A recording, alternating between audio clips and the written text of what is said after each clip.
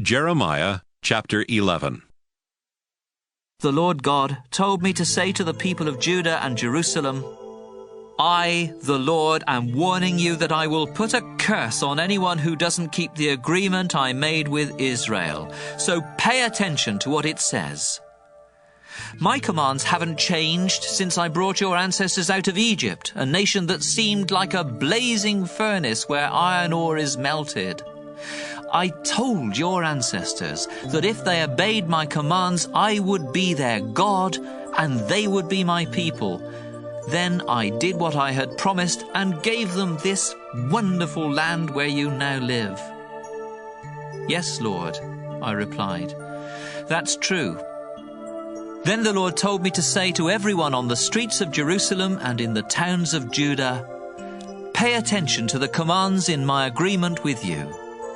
Ever since I brought your ancestors out of Egypt, I have been telling your people to obey me, but you and your ancestors have always been stubborn.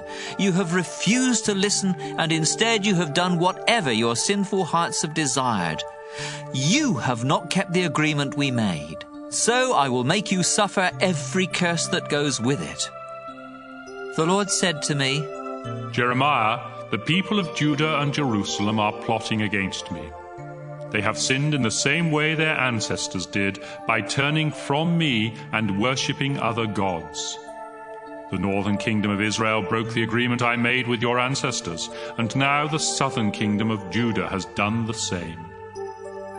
Here is what I've decided to do.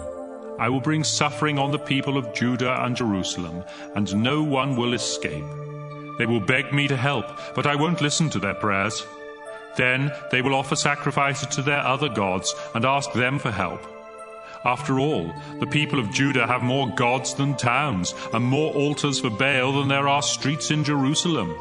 But those gods won't be able to rescue the people of Judah from disaster. Jeremiah, don't pray for these people or beg me to rescue them.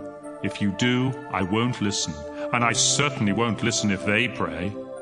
Then the Lord told me to say to the people of Judah, you are my chosen people, but you have no right to be here in my temple doing such terrible things. The sacrifices you offer me won't protect you from disaster, so stop celebrating. Once you were like an olive tree covered with fruit, but soon I will send a noisy mob to break off your branches and set you on fire. I am the Lord all-powerful. You people of Judah were like a tree that I had planted, but you have made me angry by offering sacrifices to Baal, just as the northern kingdom did. And now I'm going to pull you up by the roots. Some people plotted to kill me, and like a lamb being led to the butcher, I knew nothing about their plans. But then the Lord told me that they had planned to chop me down like a tree, fruit and all, so that no one would ever remember me again. I prayed, Lord all-powerful, you always do what is right, and you know every thought.